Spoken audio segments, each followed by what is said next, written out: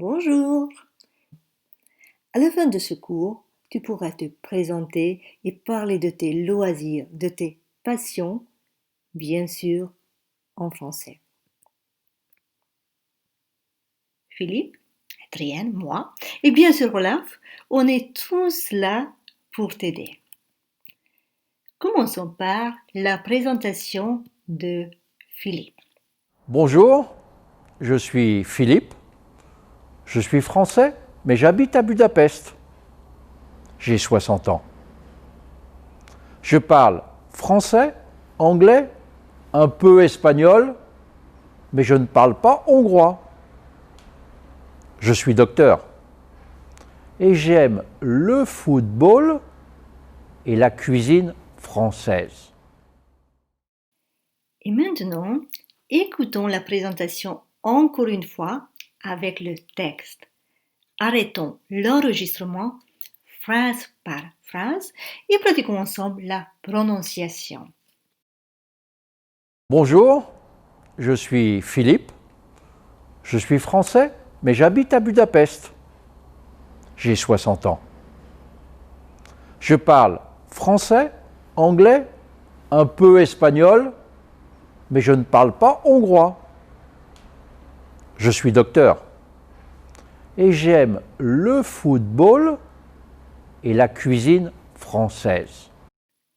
Alors, si tu as besoin d'autres mots pour te présenter, en voilà quelques-uns.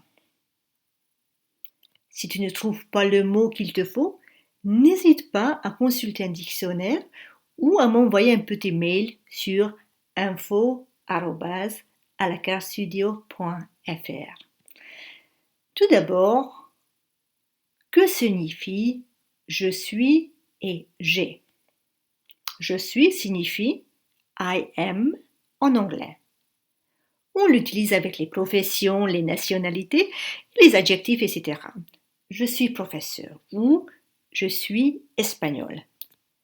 J'ai, I have en anglais, exprime la possession. J'ai un chien. I have a dog. Mais les Français utilisent ce verbe pour donner leur âge aussi. J'ai 40 ans. En anglais, on dit I am 40 years old. Avec ma belle prononciation en anglais. Mais en français, on s'exprime en disant I have 40 years. De mot à mot, j'ai 40 ans. Regardons quelques exemples. Je suis élève. Je suis commerçant. Je suis professeur. Je suis serveur. Je suis docteur. J'ai 20 ans. Malheureusement, ce n'est pas le cas. J'ai 30 ans. J'ai 40 ans. J'ai 50 ans. J'ai 60 ans. J'habite, I live, et je parle, I speak. Les exemples. J'habite à Paris. J'habite à Rome. J'habite à Londres. J'habite à Berlin. J'habite à Moscou. Je parle français, italien, anglais, allemand, russe. Et maintenant, un petit exercice. Je suis ou j'ai un chien. Si je suis le petit chien de Philippe, je peux dire je suis un chien. Je suis un chien. Mais normalement, c'est plutôt j'ai un chien. Espagnol. Bien sûr, je suis espagnol. Avec les nationalités, on utilise je suis. 20 ans. Attention, piège pour les anglophones. J'ai 20 ans. I have 20 years. Professeur. Comme avec les nationalités, on dit je suis professeur. Un chat. Un chien ou un chat, bien sûr, c'est la même chose. J'ai un chat. Anglais. Je suis anglais. Mais d'où vient la différence dans la prononciation? Je suis professeur, mais je suis anglais. La raison est très simple. Avec les mots qui commencent par une voyelle, on fait la liaison pour avoir une prononciation plus facile. Je suis espagnol, je suis anglais, mais je suis professeur. Et maintenant, je vous invite à regarder ma présentation. Bonjour, je suis Adrienne, je suis hongroise et j'habite aussi à Budapest. J'ai 40 ans, je suis professeur, je parle anglais, français et hongrois et j'aime lire et danser. Et maintenant, la transcription. Bonjour, je suis Adrienne, je suis hongroise et j'habite aussi à Budapest. J'ai 40 ans, je suis professeur, je parle anglais, français et hongrois et j'aime lire et danser. En lisant le texte à haute voix, tu peux perfectionner ta prononciation. En français, il y a deux genres, le masculin et le féminin.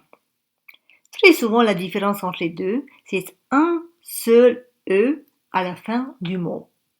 Cet E final peut influencer la prononciation. Je suis français ou je suis française, si c'est une femme. Anglais, anglaise. Hongrois, hongroise. Espagnol, espagnol, il n'y a pas de différence. Américain, américaine. Allemand ou allemande. Il peut aussi arriver que le masculin et le féminin ont la même forme. Belge, belge. Suisse, suisse. Russe, russe. Ou on double le N au féminin. Je suis italien ou je suis italienne. Algérien, algérienne. Canadien, canadienne. Dans cet exercice, choisissons la bonne forme. Une touriste, américain ou américaine. C'est une fille, alors une touriste américaine. Un chien, allemande ou allemand. Un chien, c'est masculin, alors c'est un chien allemand. Une élève, française ou français, c'est une fille, alors c'est une élève française. Un élève, italien ou italienne. C'est bien un garçon, alors un élève italien. Un professeur, anglais ou anglaise. C'est un homme, alors un professeur anglais. Mais attention, un professeur anglais a la nationalité anglaise. Si c'est un professeur qui enseigne la langue anglaise, on dit un professeur d'anglais. Et revoilà Olaf, un chien adorable qui parle français. Alors, s'il était capable d'apprendre cette langue, tu y arriveras aussi sans doute.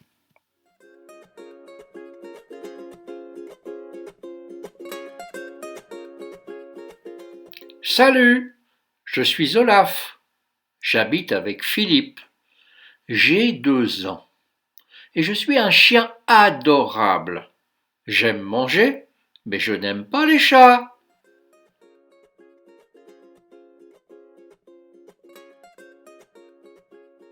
Juste pour la prononciation. Salut, je suis Olaf. J'habite avec Philippe. J'ai 2 ans. Et je suis un chien adorable. J'aime manger, mais je n'aime pas les chats. Mais revenons sur toi, d'accord? Alors, si tu veux partager tes passions, voici quelques idées.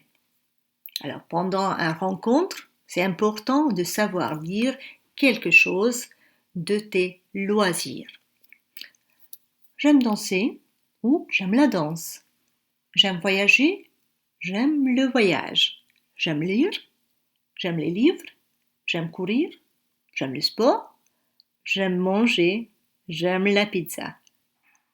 J'aime cuisiner, la cuisine française, mais je n'aime pas travailler.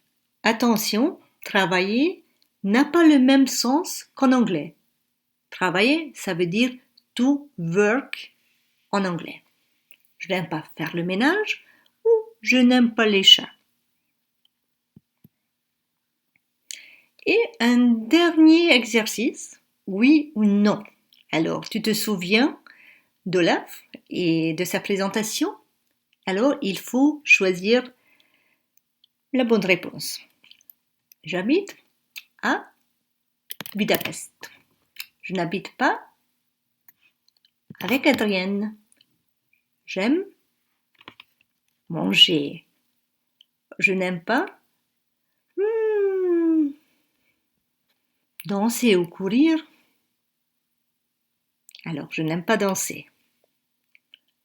Je suis un chien, bien sûr. Je ne suis pas un chat. Moi, Oui. j'aime danser. Moi, je n'aime pas danser. J'aime le football. J'aime aussi cuisiner. J'adore la cuisine française. Et j'aime aussi les chiens.